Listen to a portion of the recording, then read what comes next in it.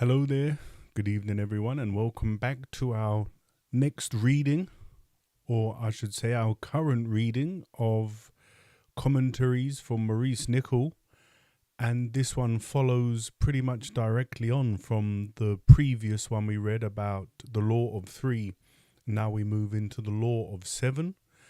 And as you may have seen in past readings, when there is a series or a collection, I believe there's 5 or 6 parts to this series of letters about the law of seven, I feel it's best to put them all together. And so, of course, that's what I'm doing here, as I often mention, and will do so again if you want more information about the law of seven from Ouspensky's interpretation of what Gurdjieff shared with him during his time in Russia. Then I would advise to head over and listen to In Search of the Miraculous. I'm uploading the playlist over time. But I suppose welcome to everyone, whether you're watching live or on catch-up. And I hope you find some value. Again, I imagine it'll be another intense essay with lots of information, and the key would be to take some actionable practical tips away to implement into our daily lives. And if we can do that, then, well, I would say this reading and your listening will be a success, and that's all we can try. So for now, this is the Law of Seven from Birdlip, February the 14th, 1942.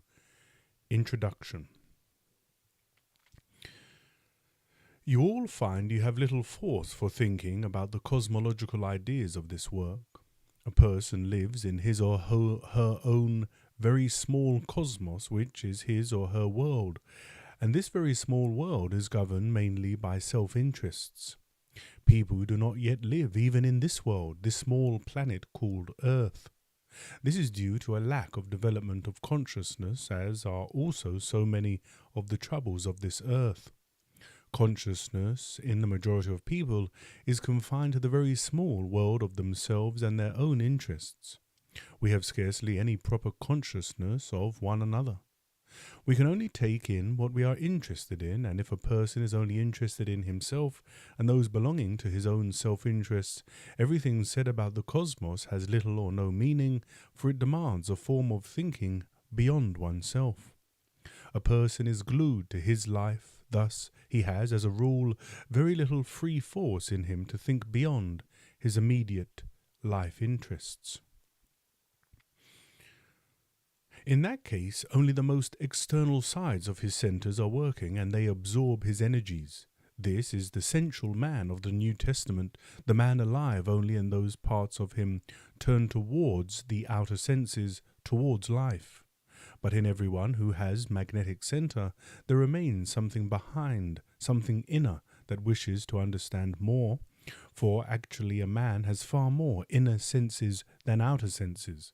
But these inner senses require to be developed, and this begins with self-observation, which is one of the inner senses not ordinarily used. The real or essential part of a man to which this work is addressed lies behind the external sense-controlled side. It is only reached by the inner senses.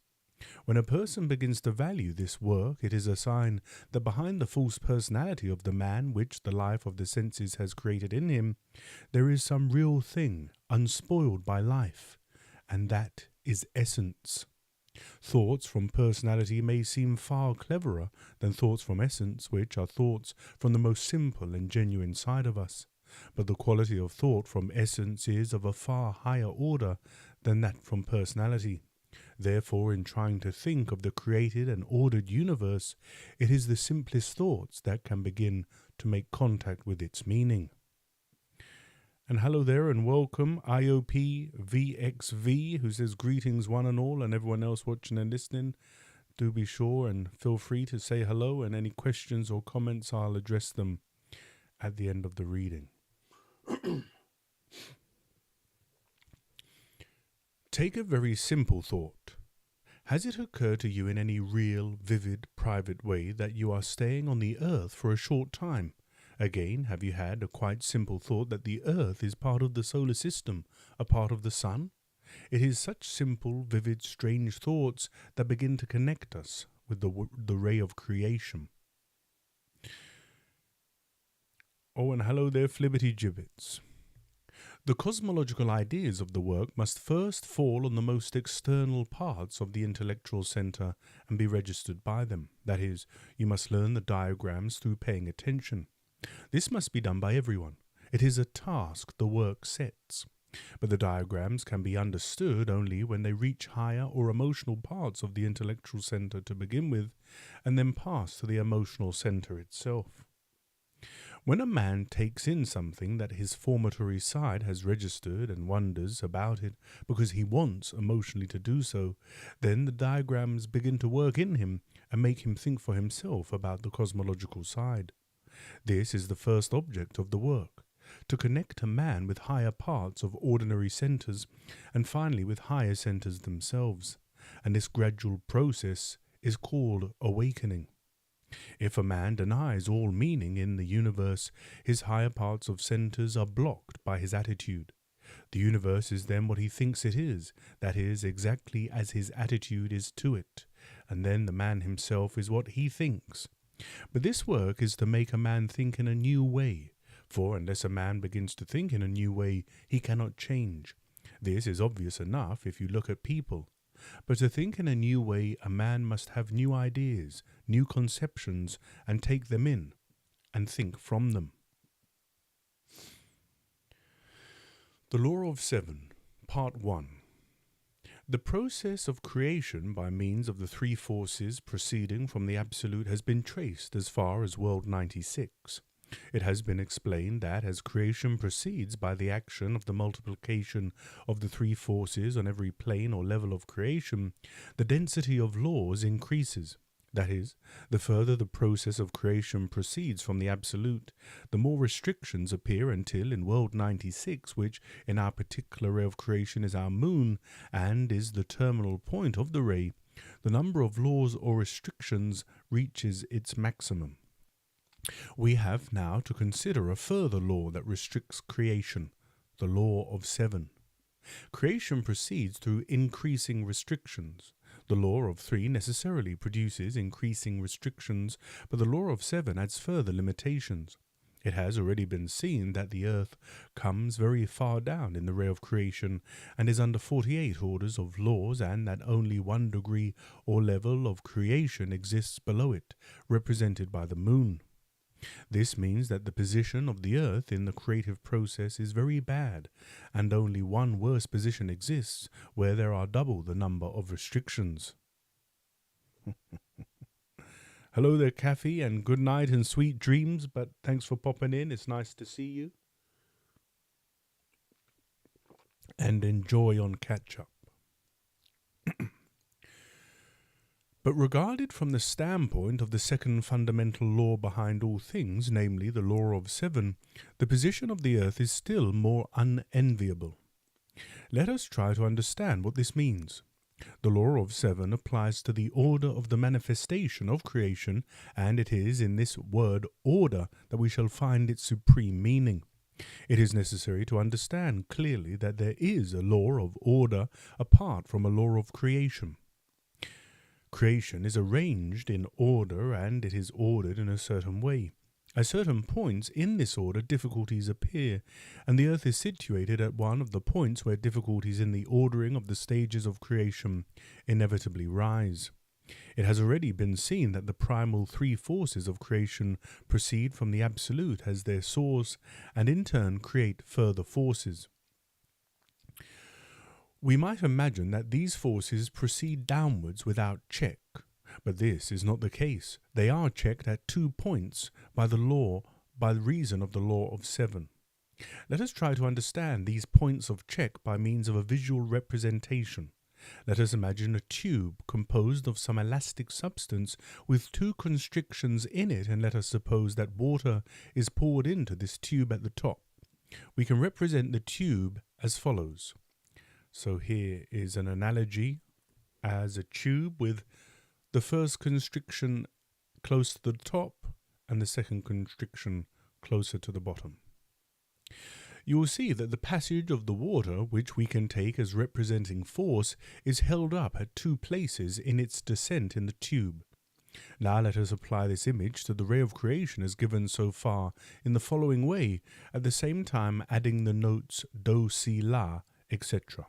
So, at the top you have the level of the absolute, do, level of all possible systems of worlds, with 3 laws, and si, level of our Milky Way, 6 laws, and la, level of our Sun, 12 laws Sol, level of planets as one mass, so the solar system, 24 laws, and fa, level of our Earth under 48 laws mi, and level of our Moon under 96 laws and re.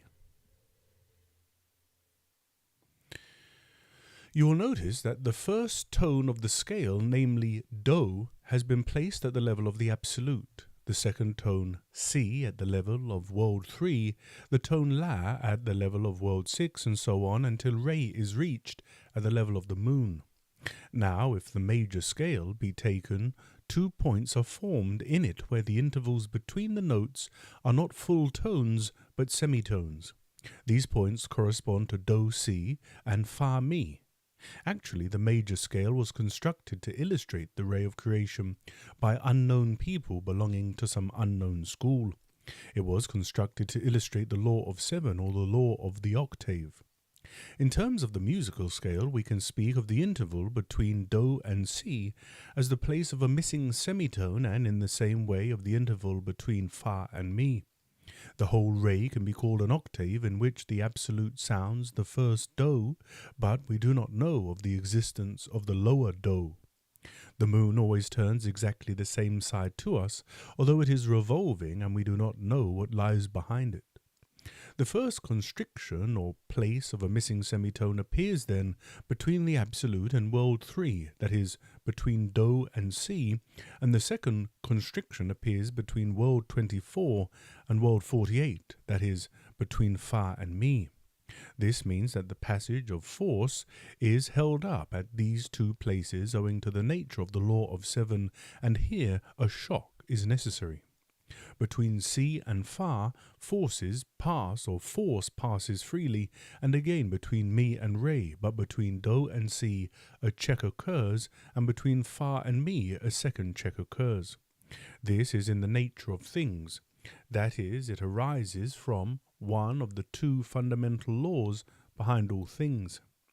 It is not a question of why, it is so. For a fundamental law means a law that cannot be reduced further, and so cannot be explained further in terms of everything else. It is like saying that there are positive and negative charges of electricity. It is not a question of why, it is so, and nothing can be said save that the law of 3 and the law of 7 are so. You must understand that if ultimately nothing were so, nothing would exist. Something must fundamentally be so for things to exist at all. You can explain the chair you are sitting on in terms of wood, and wood in terms of cells, and cells in terms of molecules, and molecules in terms of atoms, and atoms, finally in terms of positive and negative charges of electricity. But you cannot go further, for here you are reaching down to 2 of the forces belonging to the law of 3 forces, and that law is fundamental. It is so, and there is nothing beyond, save the absolute, which is beyond human understanding. To reduce the universe to one law, which is the dream of science, would be to understand the mind of the absolute. The work reduces the universe to 2 laws, at the same time indicating the existence of one law.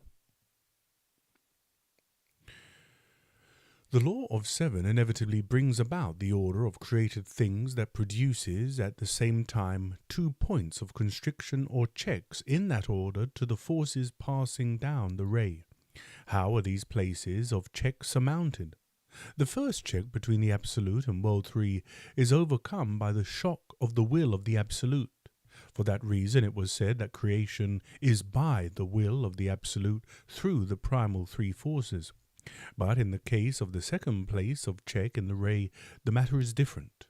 The will of the Absolute does not reach this point, and therefore something must be created at this point to act as a shock.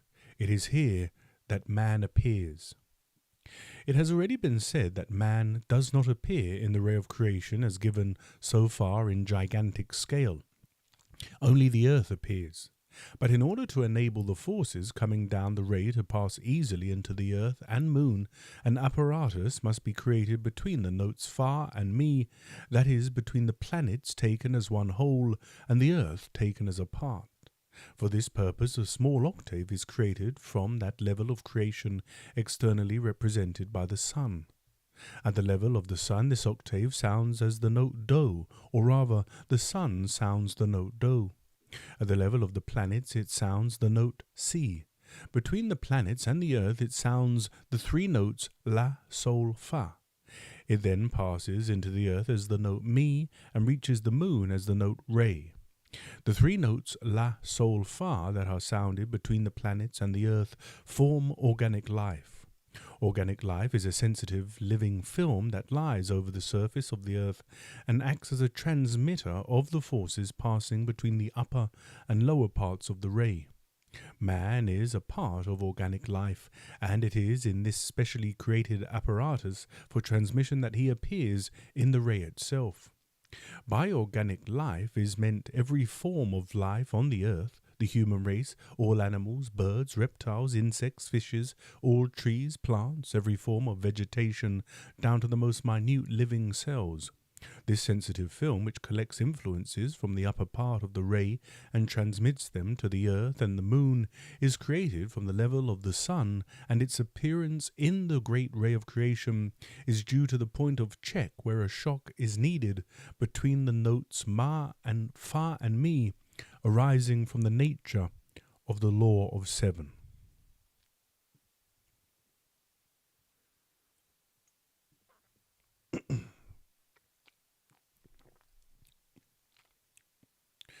Part 2. When this system is presented in a purely formal way, the ray of creation is given in terms of the external universe. But the ray is a principle that, when applied to the external universe, gives the different levels of the starry masses, the sun, planets, and moons in their descending order. It can be understood in this way. When, for example, it is said that the sun creates a small octave which forms organic life on earth, it can be understood literally. But the ray represents levels of being and is internal as well as external. That is, the sun represents in the external meaning of the ray the actual sun. In the internal meaning, it represents beings at that level in the vertical scale of being. But you can understand it as you like to begin with, that is, literally or psychologically, for the two correspond, that is, different levels in the external universe are representations of different levels of intelligence which are internal or psychological. If we speak of the intelligence of the sun, we can understand that it is higher than the intelligence of the earth simply from external representation, for the sun has infinitely more energies and radiance than the earth.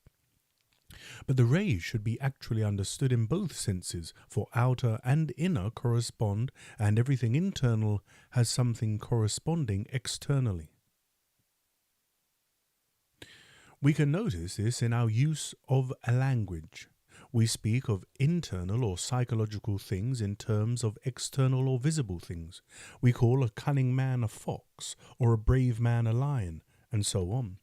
Because outer and inner have a similar source, they therefore can represent each other, for, as was said, the fundamental laws, the law of three and the law of seven, are found in nature and in man. For this reason, complex psychological ideas can be represented in visual imagery drawn from outer objects, as in the case of the parable. And for the same reason, to take man apart from the universe in which he is born is an error. The universe is macrocosmos and man is microcosmos. Man is in the universe and the universe is in man. To say then that the universe is dying and man is evolving is an absurdity from the standpoint of this work. Part 3. The ray of creation represents a descending octave. It descends into greater and greater obscurity and complexity and restrictions the further it proceeds from the Absolute. The idea of an ascending octave from the Absolute is impossible, for the Absolute is all goodness and all perfection, and an ascending octave would imply increasing perfection. Let us now speak briefly of the law of seven or the law of octave from the psychological side. One can observe octaves in oneself, or rather, one can observe the beginning of octaves. Everything you set out to do can be called the beginning of an octave. When you decide to do something, you sound do. If this do is weakly sounded, nothing will happen. But if it is sounded more strongly, you may reach the note re, and even the note mi. But here you reach the place of missing semitone, and here a shock is necessary to enable you to reach the note fa. This rarely happens. It may happen accidentally, but as a rule it does not happen. That is why in this work it is said that life is full of broken octaves. People start something and give it up. But you must remember that man is created a self-developing organism, and that means he only develops by efforts, for all evolution of man is conscious, that is, by conscious effort. There is no mechanical evolution, and we need not be surprised to find many difficulties. The law of seven makes things difficult by its very nature, but we will speak more of this next time.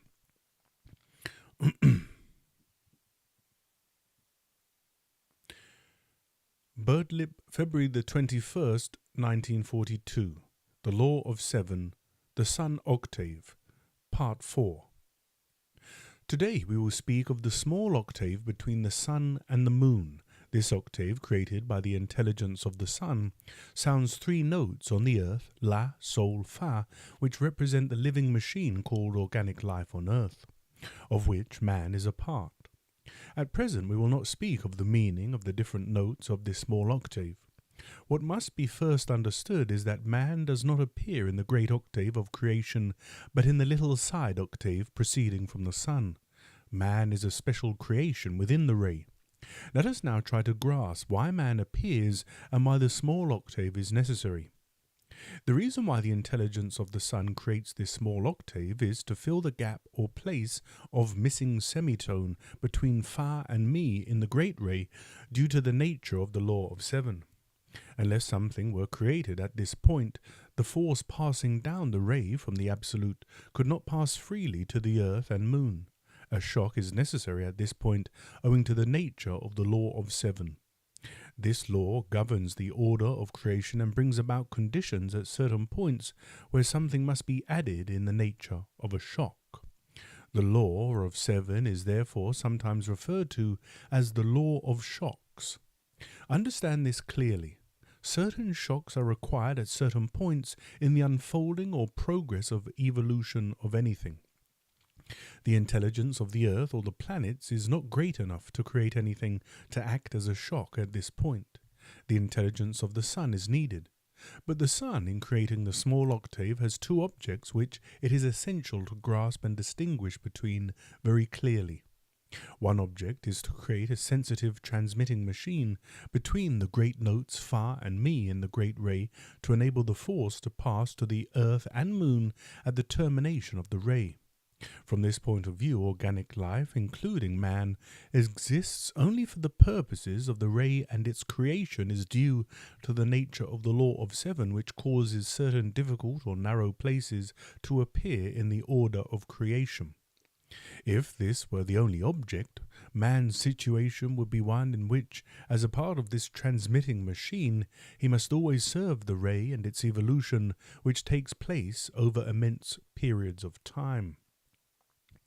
The other object is connected with the Sun itself. In creating the small octave, the Sun is not merely creating on behalf of the ray itself to fill a missing place, but is also acting for itself. The Sun wants something apart from the needs of the ray of creation. It is here that the possibilities of man are found.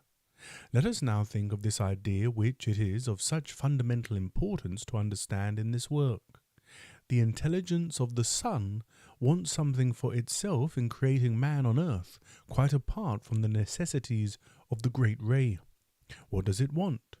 It wants man to ascend from the level of the earth to the level of the Sun. For this reason it creates man as something incomplete, as an unfinished being. In what sense incomplete?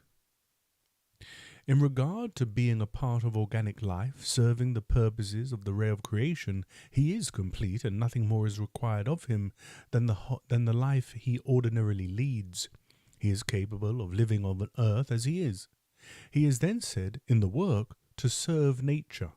But in regard to his real origin from the octave, from the sun, he has another destiny locked up in him. In regard to this destiny, man is unfinished, incomplete, because the intelligence of the sun has created him for another reason and has put in him, apart from what is necessary to serve nature, other powers and possibilities. That is, man has in him far more than is necessary for the purposes of serving nature. In speaking of nature, here what is meant is all life on earth. All that we see around us on the earth, the life of plants, animals, trees, fishes, and all the life of mankind, with all its struggles, all the killing, pain, birth, and death, which all together make up this perpetual motion machine called organic life, created by the sun to transmit influences from the upper to the lower part of the ray of creation. In regard to the second object of the sun, man is created on the earth as incomplete in order that he may develop up to the level of being represented by the sun. It is in this sense that man is said in the work to be a self-developing organism. Man is thus an experiment of the sun placed on the earth. He can remain asleep and serve organic life, or he can awake and serve the sun. If he had been created with the same being and intelligence as the sun, he would not be on earth. Man has therefore two explanations. He is created to serve nature, that is, to be part of organic life, and in this sense it is not in the interests of nature that man should develop and so cease to serve nature. But man is also created to develop himself until he reaches the level of the sun. If you will make the effort to think, if you will really try to understand the meaning of the ray of creation and the octave from the sun, many inexplicable and apparently irreconcilable things will become clear to your mind. That is, you will be able to begin to think rightly about life on earth and of man's situation, that is, of your own situation.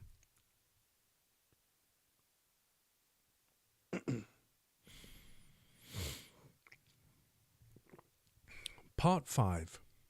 Speaking in an external way about the ray of creation, it is quite obvious that physical life on earth depends on the physical sun. But for the physical light and heat of the sun, no life on earth could exist.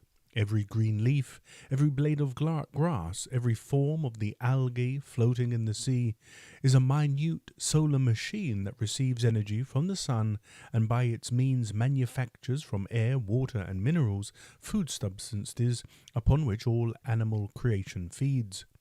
But when we speak of the intelligence of the sun, we are speaking of another light seen only internally by the mind, the light of intelligence, and so we are speaking of the ray of creation in an internal sense as a vertical scale of intelligence and being of increasing excellence as we ascend it. In this respect, the intelligence of the sun is divine in relation to the intelligence of the earth.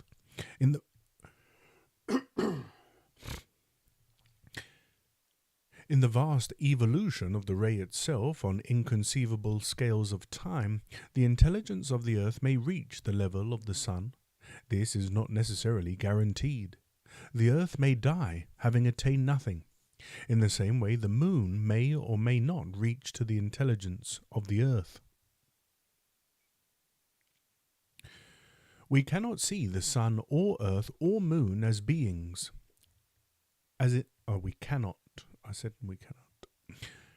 We cannot see the sun or earth or moon as beings, as intelligences.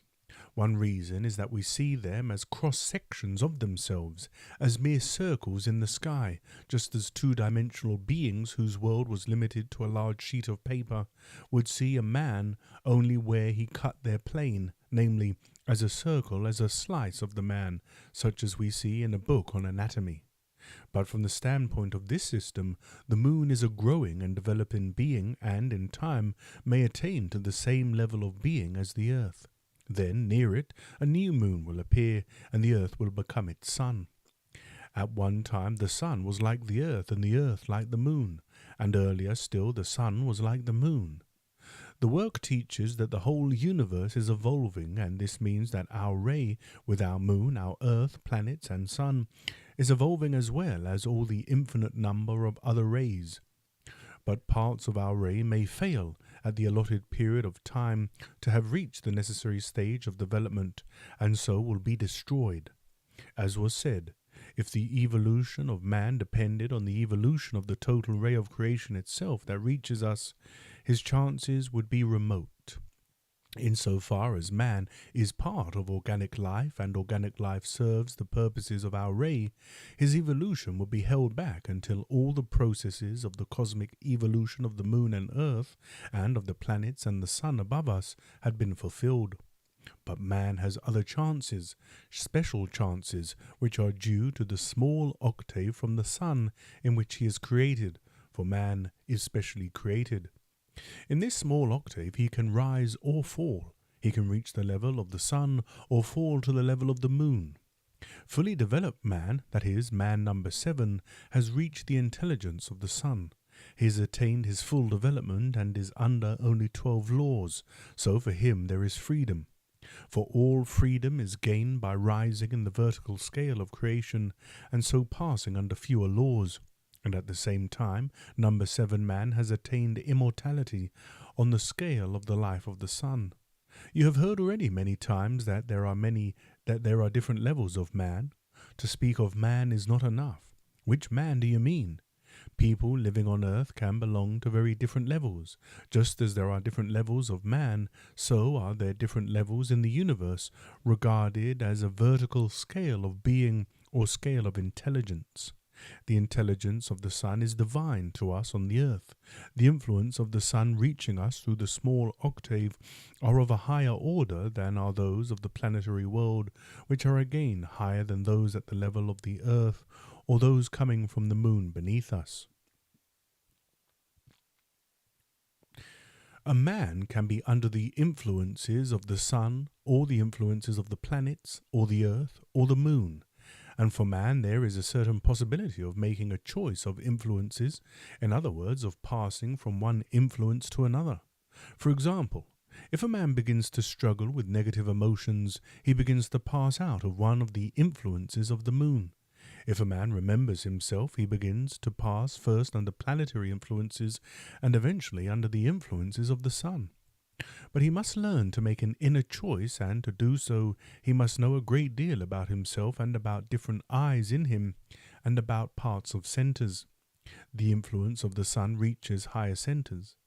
But when a man lives in mechanical parts of centers, he is under far lower influences. You must understand one thing. It is impossible to become free from one influence without becoming subject to another. All work on oneself consists in choosing the influence to which you want to subject yourself and actually falling under this influence.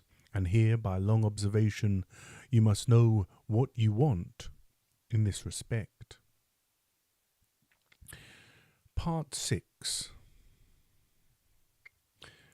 The machine called organic life on Earth not only transmits forces down the ray of creation, but creates within itself certain forces which pass to the growing moon and assist in its development. The moon feeds on organic life, apart from receiving forces passing down the ray. For example, all useless suffering on Earth is food for the moon, such as negative emotions. Pain is food for the moon, and for this reason it is sometimes said that organic life is a pain factory. Pain and death feed the moon, and a certain quantity is required.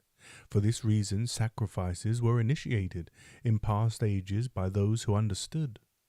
Many things could be said here, taking organic life only from the point of view of a machine inserted at a particular point in the ray for a particular purpose, namely to serve the ray.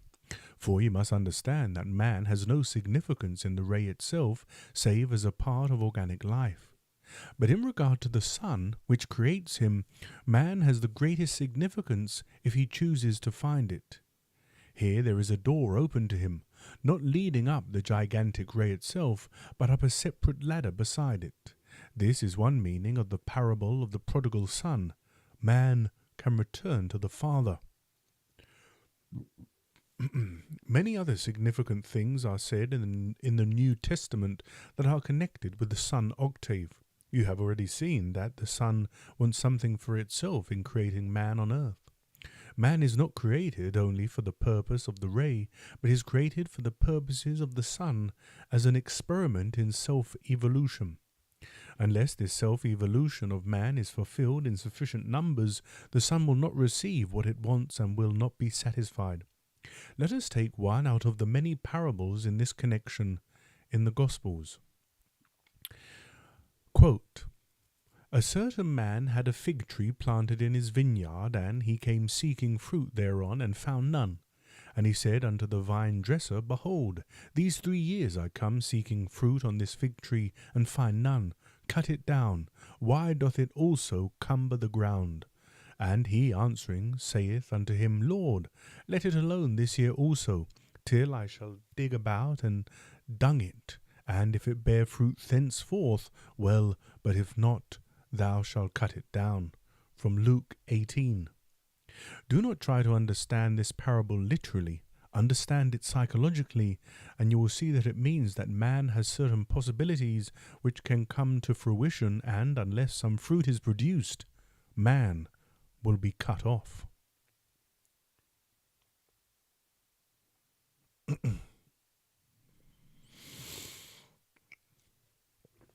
Part 7.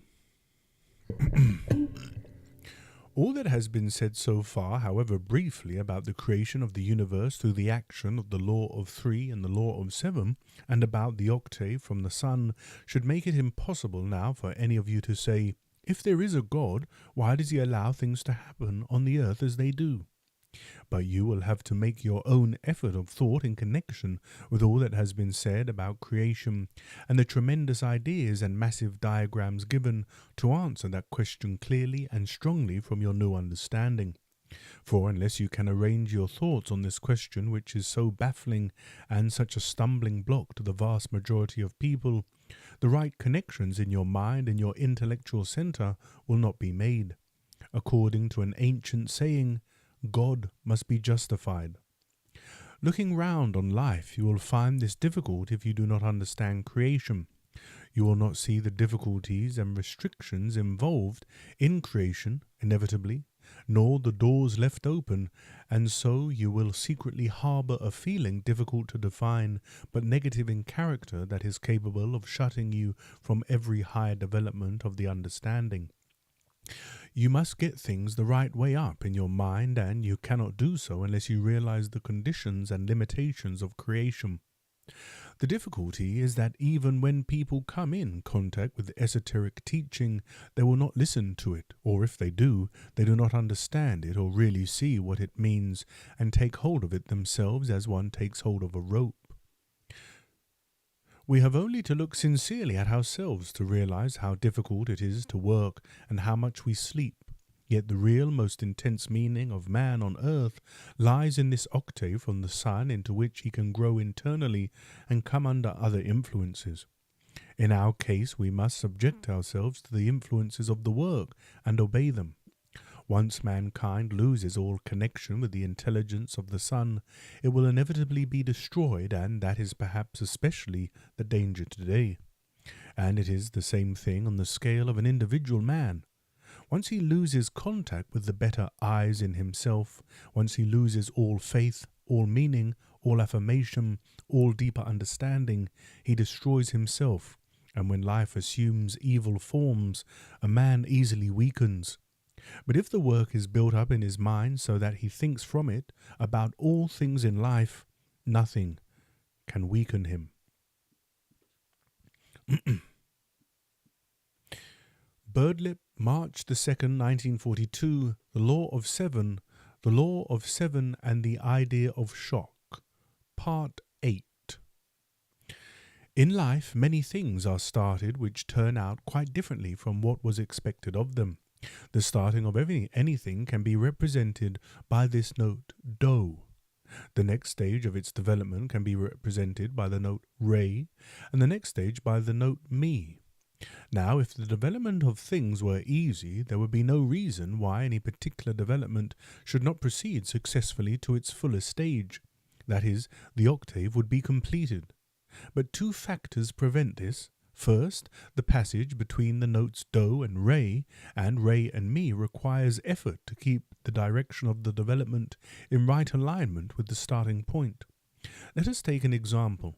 When something is started, let us say an international society for preserving peace or something of that kind, this starting point sounds the note do. But as the development of this society proceeds, owing to misunderstandings and disagreements and many other factors, the original line is not quite adhered to. It begins to deviate to one side or the other of the original direction. Instead of developing in a straight line, figure 1, which we'll move on to, it starts turning its direction as in figure 2. So here's figure 1, do, re, mi in a straight line, and figure 2, do and re, mi going around. And if you remember, there's a diagram similar to this in Search of the Miraculous where Gurdjieff is saying that because of the law of octaves, we often heading in one direction. And if you look at figure 2, if we continue to, not remain straight, we end up coming back to where we begun without even realizing it, thinking all the time we're going in the right direction.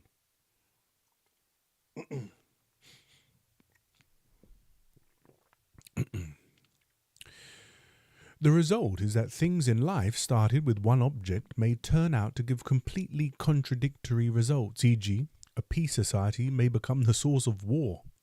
The second factor in preventing the full and successful development of things is the check, constriction or slowing down point between the notes mi and fa.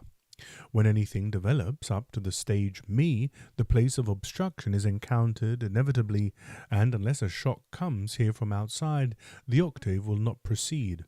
That is, the further developmental stages of that thing will not be reached. So, apart from the tendency to deviation, there is also the point where a retardation or check appears, called the place of shock.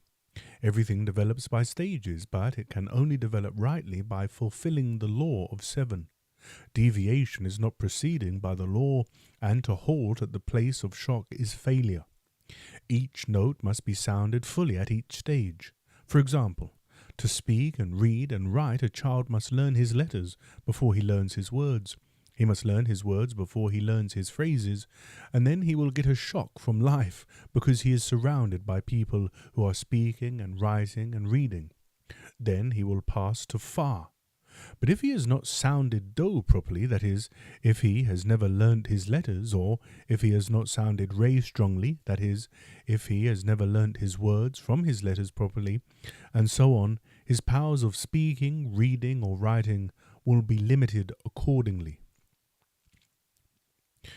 You all know the amateur who never has learned his subject properly, and on the other hand, we can all understand what is meant by a man who is well grounded.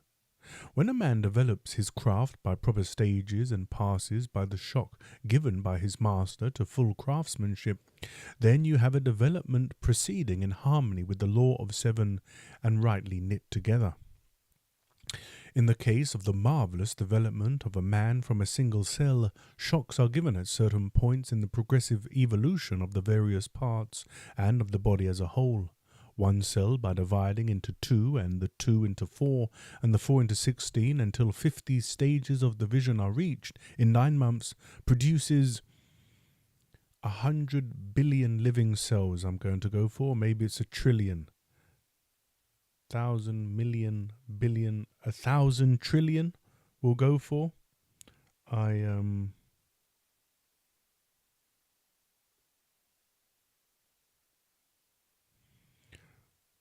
I think we'll go for 1 trillion, yeah?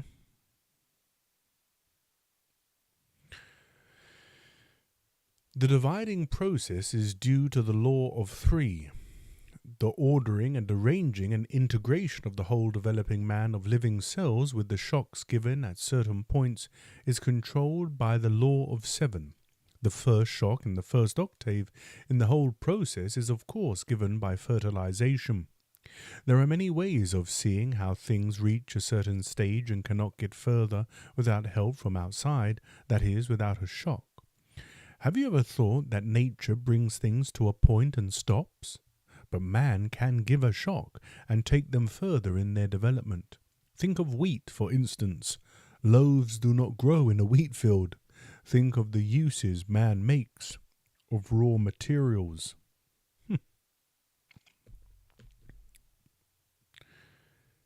Scales, Part 9. Let us speak for a moment about diagrams. A diagram is only a means of understanding. It is like a map.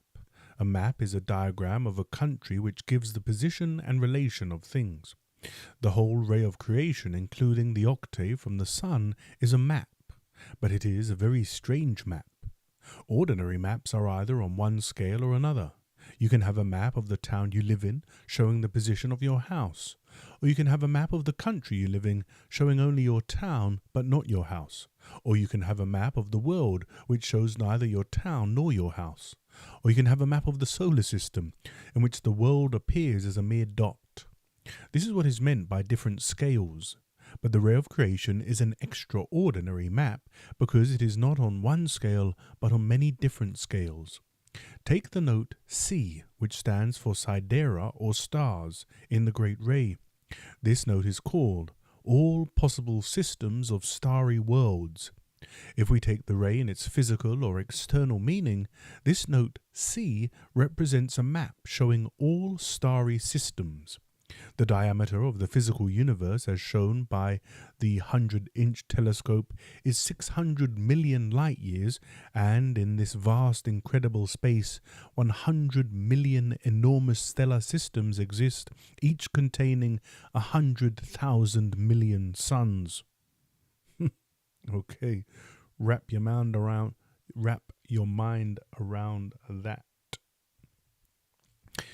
The next note, La, in our ray is only one of these stellar galaxies, our Milky Way. La equals Lacteal Way or galaxy. This note is on a far smaller scale. The next note, Sol, represents only one of the thousands of million suns in our galaxy, namely our sun, and so on, till our minute moon is reached. Every note represents a map on a different scale, and this ordering of scales at different levels is due to the law of 7, which enables us to find the position of our Earth in the universe. For this reason, the law of 7, or the law of the octave, can be said to be the law that gives the relation of the part to the whole. But for this law, the creative activities of the three forces would not be bound in any fixed and firm relationship and order, that is, they would not be organized, but merely a heap. It must be understood that the universe is a vast, living, coordinated organism, and everything created is created at a certain point and on a certain scale in this vast organism, in which everything is connected and nothing is independent and isolated.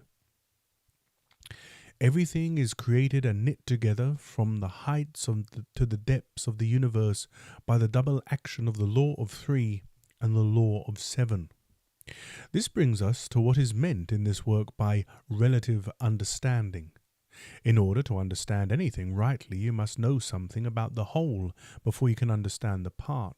For example, you cannot understand the Earth by taking the Earth by itself. You must understand something of the solar system, and then again of the galaxy, and so on, in order to have any right understanding of the Earth. In the same way, you cannot understand the town you live in unless you know something of the country you live in, and again about the continent, and finally of the world you live in. Try to understand a thing by itself as something isolated is impossible. For everything is connected with and depends on something else, for the whole universe is connected. This is the basis of what is called relative understanding in the work. You may have to know only very little about the whole in order to understand the part, about which you can know far more, but unless you think relatively, your understanding will be wrong. It would be useless, for instance, to try to understand a sparking plug unless you understood something about the car as a whole, and again about electricity and about man and his needs and so on. And hello there, Tamsky. Welcome. And this is what science is finding today, namely that every domain of science is connected and nothing can be understood separately. And this is especially the case in medicine, for every part of the body depends on another part, and everything is connected to form the whole bodily man. And when we have reached that point, we have to understand about man himself and his significance and meaning on earth. The ray of creation with the sun octave gives us a relative understanding of man. It is a relative diagram and must be understood in that light. I have noticed that some of you seem to think that there is only one ray of creation. This is of course quite wrong. There are an infinite number. We speak of our ray of creation, the ray we find ourselves in, but by it we find our position in relation to the whole universe. Imagine a vast tree.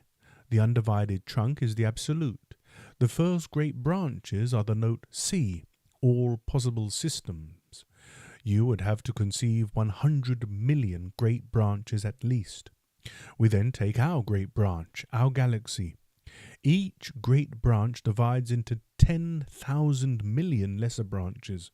These are suns. We take our sun, and so finally come to the twig, where we dwell in this gigantic tree of the world, and at the end of our twig is a bud called our moon.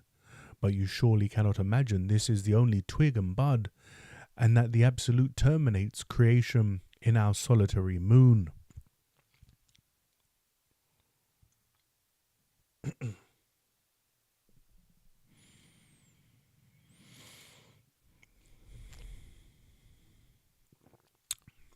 The Sun Octave Continued, Part 10.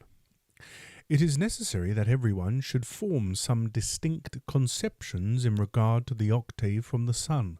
This octave represents in the form of a diagram man's possibilities of development.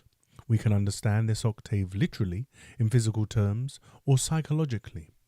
Physically, we can see for ourselves that life on earth depends on the heat and light of the sun, and we can, I suppose, believe that in some manner the physical visible sun created organic life on earth. We can take the three notes La, Sol, Fa, sounded by the sun on earth and forming the sensitive matter on its surface as representing perhaps mankind, animal life and vegetable life. We can take the note Mi, which passes into the earth as the mineral debris of once living forms, the dead bodies interred in the earth, the deposits of coal, the chalk cliffs, the coal barriers and so on, which were all once living things. And we can take the note Re, sounded on the moon, as some interchange of very fine energy matters, electrons, atoms and molecules passing between the earth and moon. For we know that in the case of the earth, hundreds of tons of very fine energy matters fall on its surface from all parts of the universe every day. But there is, apart from this literal understanding, another form of understanding called in this system psychological understanding. When it is said that man is in the universe and the universe is in man, the first phrase means that man actually stands in the literal, external, visible universe. And if we take the ray in this sense, we take it externally in terms of the senses, that is, in terms of visible objects seen by the telescope. But the second phrase, the universe is in man, can only be understood psychologically. Just as the universe externally is on different levels, for it is obvious that the galaxy taken as one whole physical organism of suns stands on a higher level, so that any single sun, which is merely an infinitesimally small part of it, so is the universe taken internally as within man on different levels. That is, man having the universe in him approximately has in him different levels, and these levels in him are levels of being, levels of knowledge, levels of understanding, that is, psychological things attained only within him. A man who reaches the level of the sun in this sense reaches to a level represented externally by the physical sun and internally by the intelligence belonging to this level. That is, he reaches a divine level, for the intelligence of the sun is divine for us. It is for us the absolute, relatively speaking. At this level we must put conscious man number 7. At this level we must put the central theme of the Gospels, the kingdom of heaven, that is, man fully evolved. And from this level we must understand that all esoteric teaching descends to man on this earth. For the object of all esoteric teaching is to raise man to a higher level of himself, and man is created for this purpose. If we think of the sun octave in this way, that is, psychologically, we can then understand how every note in this octave represents a possible state of man. A man may fall or rise in this ladder, reaching from the sun to the moon. He can be under more laws or less laws. He can sink psychologically to the level of the moon and find himself in a prison far worse than the earth, a prison under 96 orders of laws. He can rise until he passes under 24 orders of laws and finally under 12 orders of laws. If he is a good householder on earth, he will be under 48 orders of laws. If he overcomes personality, he will be under planetary laws, that is 24 orders of laws, for essence is under 24 laws. If essence develops, he will pass under 12 orders of laws and be at that level of power, intelligence and being, represented as the sun. And that, my friends, was another intense and highly informative series of letters from Maurice Nicoll. And obviously we've just listened to everything. We have the cosmological aspect, the psychological aspect, and then the external and internal dichotomy of the universe outside, the universe within us, the using the ray of creation both as a diagram of the universe, but also an internal diagram of our level of being and state of consciousness. So there's so much that we can take from it. Of course, on the first reading, first hearing these concepts and all of the do, re, mi's and the notes and the mini ray from the sun down to the earth, all of these things can be very complicated and difficult to understand. But sometimes when I'm reading these things and I hear myself saying them, I think sort of if one of my school friends or one of my friends from work who's not interested in Gurdjieff at all were to hear some of these sentences, they'd be like, what the hell? It reminds me of the scene in Avatar where the man says to the woman after she says about all of the connections between the trees, he says, what have you lot been smoking up there? Because obviously he's not interested, or he doesn't understand the connections between the trees, just like someone who's not familiar with In Search of the Miraculous or these commentaries might not understand the ray of creation. But I thought it was nice as well towards the end there. He gave a sort of numerical value to the different levels of the ray of creation, which is something I may bring to another video. And like I say, there's so much there to take in, so much to take away, so much to bring into our lives. Ultimately, the question I'll leave us all with is, do we want to descend in mechanical sleep under 96 laws and be ruled by the moon, or do we want to ascend and to awaken and move away from 48 laws that is on the earth and towards 24 laws, which is the planetary world? And so we are more free. As he says, man number 7 is under the level of the sun, has attained the kingdom of heaven and is immortal in the religious and psychological metaphysical sense. And so there's so much that we can read into these letters. Obviously the literal meaning that Maurice Nicoll's saying, but then when he commented on that passage from Luke, you know, you can't understand it literally. It has to be psychologically. And so again, pick the bones out of all that.